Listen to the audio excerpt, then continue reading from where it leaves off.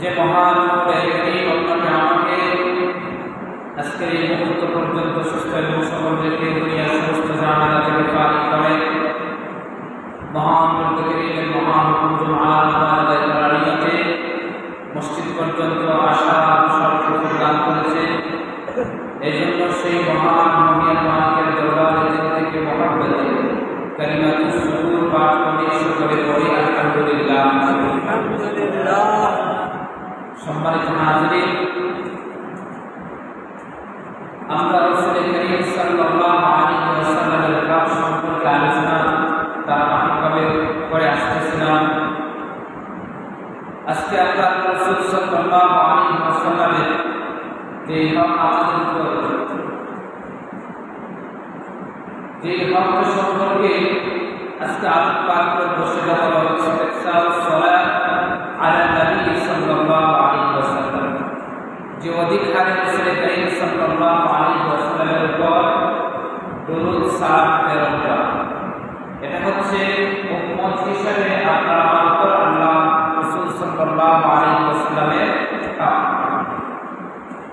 সম্মানিত হাজিরিন, এই বিষয় সম্পর্কে আলোচনা করার জন্য কোরআনে কারীমের সূরা আহজাব থেকে একটা আয়াত কারিমা তিলাওয়াত করেছি। পাশাপাশি আমরা রাসূল সাল্লাল্লাহু আলাইহি ওয়াসাল্লামের হাদিস মুবারাকা থেকে একটা হাদিস আপনাদের সামনে পাঠ করেছি। এই আয়াত এবং হাদিসকে সামনে রেখে আমাদের জন্য আমলীয় দিক নির্দেশনামূলক কিছু দিনে আলোচনা করার চেষ্টা করব। আল্লাহ তাআলা যেন বললেওয়ালাকে আমল নিয়ে বলার এবং প্রস্তুত যারা আছি সবাইকে যেন আমলের নির্দেশনা তৌফিক দান করেন। সবাই বলেন আমিন। সম্মানিত হাজিরিন, আল্লাহ রাব্বুল আলামিন আপনাকে আমাকে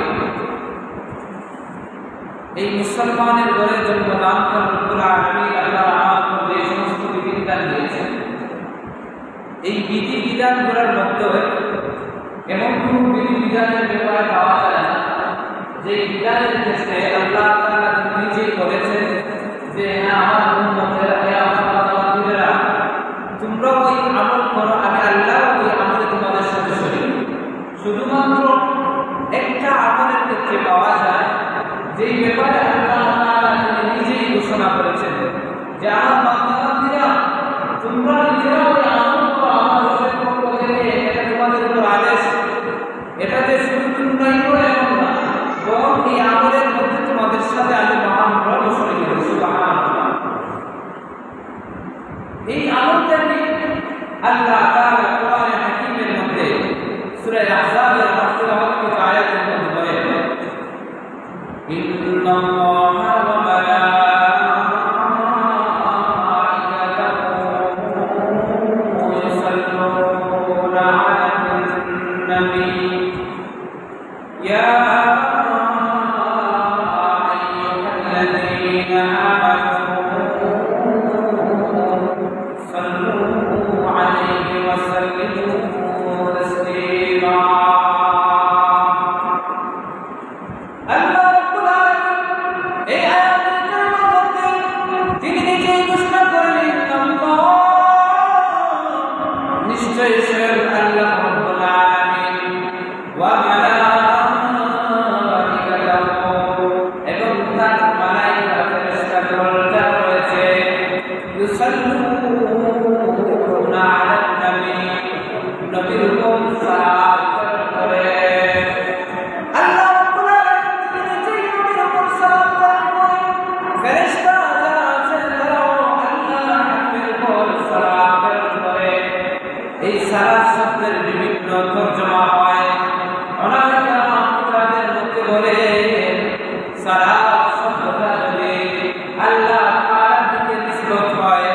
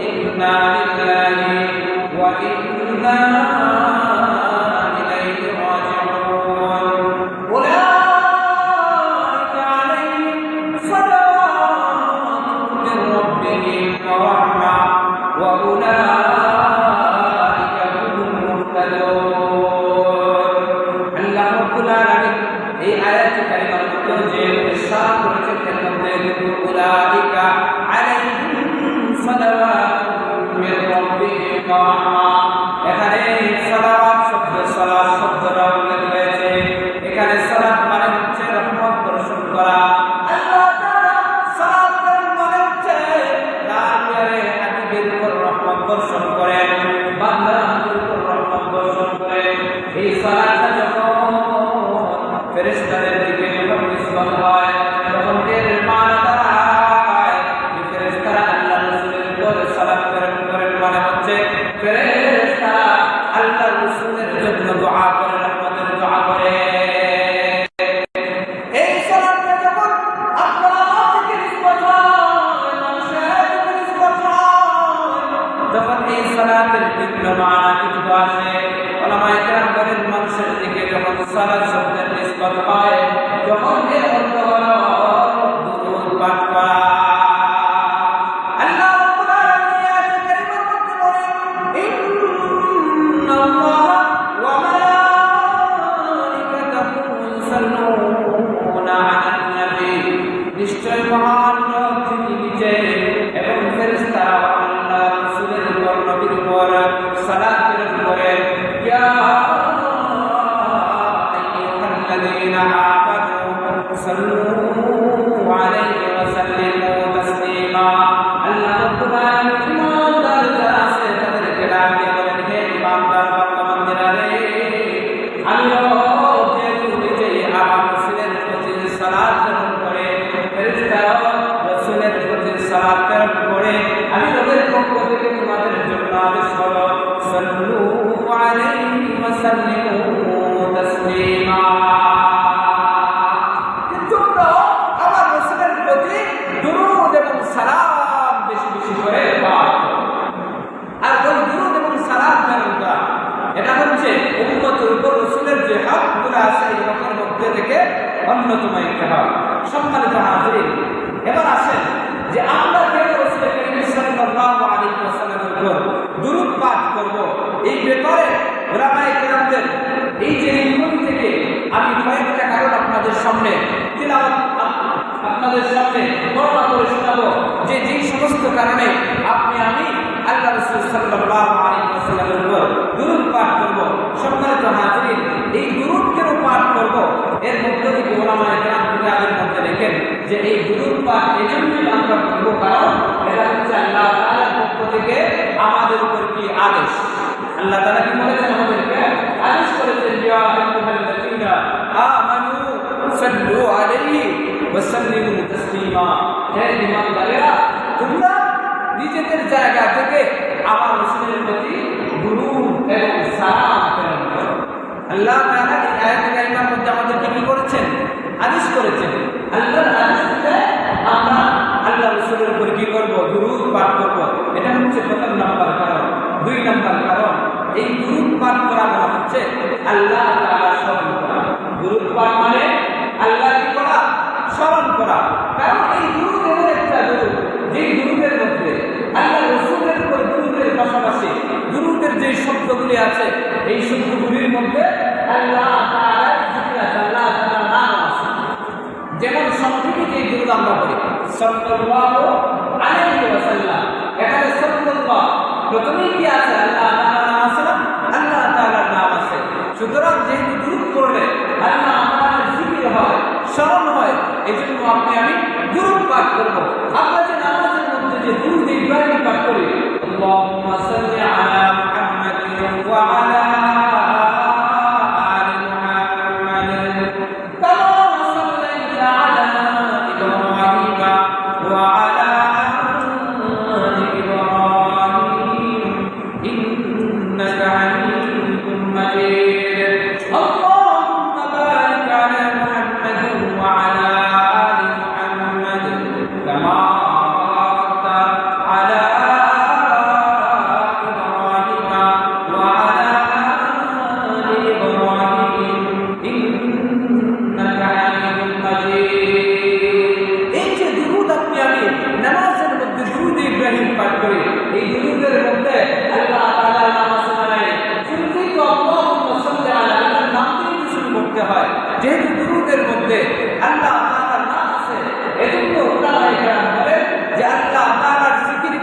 আল্লাহ তাআলার নামকে স্মরণের জন্য আমরা বেশি বেশি করে কি করব?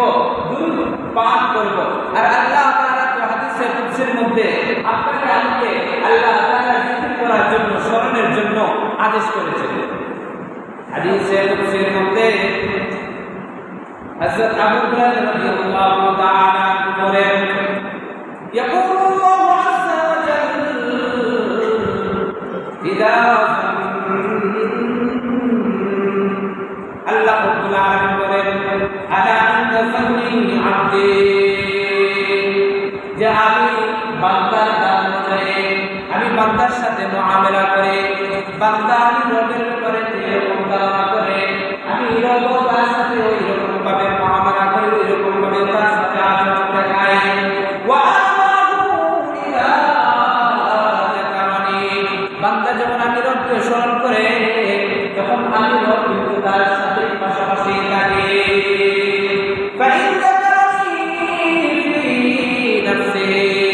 বান্দা যদি আমি রবকে সে তার ধীরে ধীরে মনে মনে স্মরণ করে, আল্লাহ রাব্বুল আলামিন হাদিসে কুদসির মধ্যে বলেন, যাকারতুহু ফি নাফসি, আমি তাকে মনে মনে স্মরণ করি। ওয়া ইন যাকারানি ফি মালাইন, বান্দা যখন কোনো বৈঠকের মধ্যে কোনো মজলিসের মধ্যে আমি রবকে স্মরণ করি, যাকারতুহু ফি মালাইন খায়রুম মিনহুম, আমি মজলিসের মধ্যে আমি রব তার স্মরণ করি।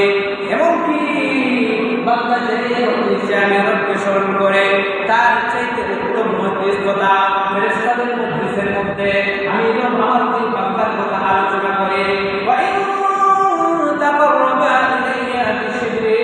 বান্দা যখন আমার দিকে অর্ধহাত এক বিগত অগ্রসর হয়, আল্লাহ রাব্বুল আলামিন বলে, তাকাররাবতু ইলাইহি যিরাআ, আমি রবের রহমত তার দিকে এক হাত অগ্রসর হয়। ওয়া ইন তাকাররাবা ইলাইহি যিরাআ, আর বান্দা যখন আমি রবের দিকে এক হাত অগ্রসর হয়, তাকাররাবতু ইলাইহি যিরাআ, আমি রবের রহমত তার দিকে দুই হাত অগ্রসর হয়। সুবহানাল্লাহ। আল্লাহ রাব্বুল আলামিন বলেন, ওয়া ইন আতানি ইয়ামশি আতাইতুহু হাওলাতান, বান্দা যখন আমি রবের দিকে দৃঢ় কদমে আস্তে আস্তে অগ্রসর হয়, আমি রবের রহমত বান্দার দিকে দৌড়ায় দৌড়ায় অগ্রসর হয়। সুবহানাল্লাহ। কোরআনে কারীমের মধ্যে আল্লাহ তাআলা বলেন, ফাযকুরুনি আযকুরুকুম, বান্দারে তুই আমার স্মরণ কর, আমি আল্লাহ রাব্বুল আলামিন তোদেরকে স্মরণ করব। যেহেতু এই দুরূদ ইব্রাহিম শরীফের মধ্যে আল্লাহ তাআলা জিকির আছে, স্মরণ আছে, এজন্য উলামায়ে কেরাম বলে দ্বিতীয় নম্বরে আমরা আল্লাহ রাসূল সাল্লাল্লাহু আলাইহি ওয়াসাল্লামের উপর বেশি বেশি দুরূদ পাঠ করব। এর মধ্যে সেটা হলো যে এই দুরূদের মধ্যে আল্লাহ তাআলার জিকির আছে, আল্লাহ তাআলার শরণ আছে, এজন্য ইমানদার বান্দা যেন আল্লাহ রাসূলের উপর বেশি বেশি করে দুরূদ পাঠ করে। এই হলো দুই নম্বর কারণ যে আমরা কেন দুরূদ পড়ব। এই দুরূদের মধ্যে কার শরণ আছে? আল্লাহ তাআলার জিকির আছে। সুতরাং আল্লাহ তাআলার জিকির আছে, আমরা বেশি বেশি করে রাসূলের উপর দুরূদ পাঠ করব। সম্মানিত হাজির, তিন নম্বর কারণ যে আমরা কেন দুরূদ পাঠ করব। কিতাবের মধ্যে ওলামায়ে কেরাম বলেন যে বান্দা যতবার দুরূদ পাঠ করবে, ঠিক ততবার এই দুরূদটা রাসূল করিম সাল্লাল্লাহু আলাইহি ওয়াসাল্লামের কাছে সরাসরি পৌঁছায় দেওয়া হয়।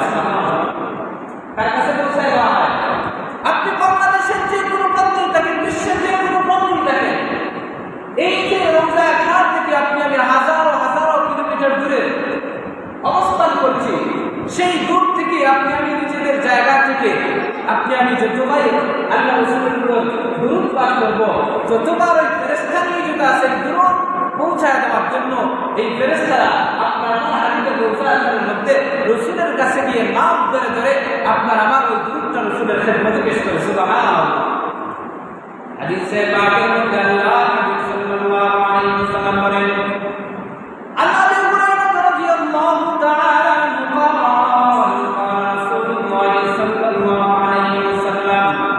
হযরত আবু হুরায়রা রাদিয়াল্লাহু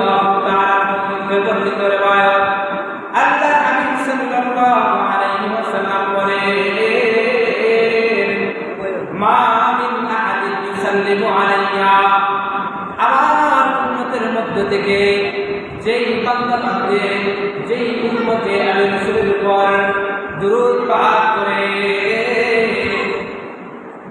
মা মিন আহাদিন ইউসাল্লিমু আলাইহি ইল্লা সাল্লাল্লাহু আলাইহি ওই দুরূদটা ফেরেশতাদের মাধ্যমে আল্লাহ তাআলা আমার রোজার কাল পর্যন্ত পৌঁছায় দেন। এমনকি যখন ফেরেশতা আমার ওই উম্মতের দুরূদটা নিয়ে আমি রাসূলের রোজার কালের মধ্যে শামিল হয়, তখন আল্লাহ তাআলা আমার দেহের মধ্যে আমার রূহটাকে ফিরিয়ে দেন। হাদিসের মধ্যে আল্লাহ নবী সাল্লাল্লাহু আলাইহি ওয়াসাল্লাম বলেন, আল্লাহ তাআলা আমার শরীরের মধ্যে আমার রূহটাকে ফিরিয়ে দেওয়ার পরে আমি কি করি? হাত্তা আলাইহিস সালাম, আমার ওই উম্মতের দুরূদের জবাব রাসূলের রোজার কালের মধ্যে শুয়ে শুয়ে দিয়ে থাকি। আপনি আমি দুরূদ পড়লে ওই দুরূদটা নিয়ে যায় ফেরেশতারা আল্লাহর হাবিবের কাছে, আর আল্লাহর হাবিবের দেহের মধ্যে আল্লাহ তাআলা পান দেন, আর আল্লাহর হাবিব নিজ কানে শুনতে পান। নিজ কানে শোনার পরে ওই যে আপনার আমার পাঠানো যে দুরূদ আছে ওই দুরূদের জবাব দিতে থাকে। সুবহানাল্লাহ। সম্মানিত হাজির, আল্লাহর হাবিব সাল্লাল্লাহু আলাইহি ওয়াসাল্লাম তো এমন মানুষ ছিলেন যার কাছে কোনো হাদিয়া উপর পাঠাইলে সাহাবায়ে সাথে সাথে তিনি এর থেকে উত্তম কোনো হাদিয়া উপরে উপর দেওয়ার চেষ্টা করতেন। আর আপনি এই যে দূর থেকে অনেক দূর থেকে আল্লাহ রাসূলের জন্য দুরূদের হাদিয়া পাঠাইতেছি, আল্লাহ হাবিব সাল্লাল্লাহু আলাইহি ওয়াসাল্লাম কি আমাদেরকে খালি হাতে কি ফিরিয়ে দেবেন? খালি হাতে ফিরিয়ে দেবেন না, বরং আপনি দূর থেকেও যদি আল্লাহ রাসূলের জন্য দুরূদ আর সালাম যদি প্রেরণ করি, তাহলে আল্লাহ হাবিব সাল্লাল্লাহু আলাইহি ওয়াসাল্লাম যেহেতু জীবদ্দশায় তার এই নিয়ম ছিল যে তিনি কেউ হাদিয়া দিলে এই হাদিয়ার বিনিময়ে উত্তম হাদিয়া উপরে উত্তম তাকে দিতেন। আল্লাহর হাবিব সাল্লাল্লাহু আলাইহি ওয়াসাল্লাম আমাদেরকে যে উত্তম উপরে উত্তম দিবেন সেটা হলো আল্লাহর হাবিব সাল্লাল্লাহু আলাইহি ওয়াসাল্লাম হাশরের ময়দানে যেদিন আল্লাহ তাআলা আরশের ছায়া ছায়া থাকবে না, ওই দিন মানুষ পিপাসার্ত হয়ে যাবে। ওই দিন একজন মানুষের দ্বারে দ্বারে গিয়ে পেয়ারার মাধ্যমে গ্লাসের মাধ্যমে পানি পান করাইবেন। সেই পানির নাম হচ্ছে হাউজে কাউসারের পানি।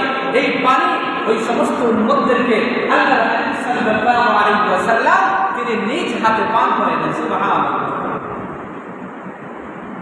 আল্লাহ হাদিসের মধ্যে আল্লাহর হাবিব সাল্লাল্লাহু আলাইহি ওয়াসাল্লাম বলেন, লা তাজালু বুয়ুতাকুম কুবুরা, আমার উম্মতরা তোমাদের ঘরকে কবর বানায় না। শুধুমাত্র ঘরের মধ্যে কবর দিলেই যে ঘর কবর হয়ে যায় এমন না, বরং আল্লাহর হাবিব এখানে যে জিনিসটা উঠে দিয়েছেন যে লা তাজালু বুয়ুতাকুম কুবুরা, কবর যে কবরস্থান আমাদের সমাজের মধ্যে আছে, এই কবরস্থানের মধ্যে কি নামাজ পড়া হয়? নামাজ পড়া হয় না, বরং কবরস্থানে রাখা হয়, এখানে কোনো ধরনের নামাজ পড়া হয় না। আল্লাহর হাবিবের এই হাদিসের মাধ্যমে আপনাকে আপনি এই জিনিসটা বলার উদ্দেশ্য, লা তাজালু বুয়ুতাকুম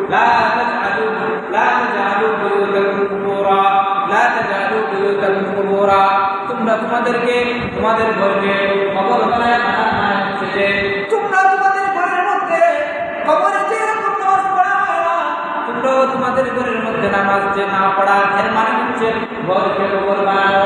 এজন্য ওলামায়ে কেরাম করে যে পুরুষের জন্য মসজিদে এসে জামাতের সহিত নামাজ আদায় করা, তবে সুন্নাত নামাজটা যেন ঘরের মধ্যে হয়।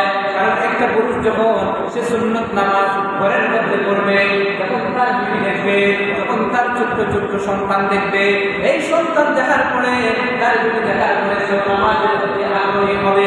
এর মাধ্যমে আপনার ঘরটা চিন্তা থাকবে, এর মাধ্যমে আপনার ঘর কবরে রূপান্তরিত হবে না। আর মা বোন যারা তারা কবরের মধ্যেই করবে। এজন্য সুন্নাত নামাজ, নফল নামাজ ওইগুলা হচ্ছে মসজিদে এসে পড়ার চেয়ে ঘরের মধ্যে পড়া হচ্ছে উত্তম। তবে যদি কারো যদি পড়ার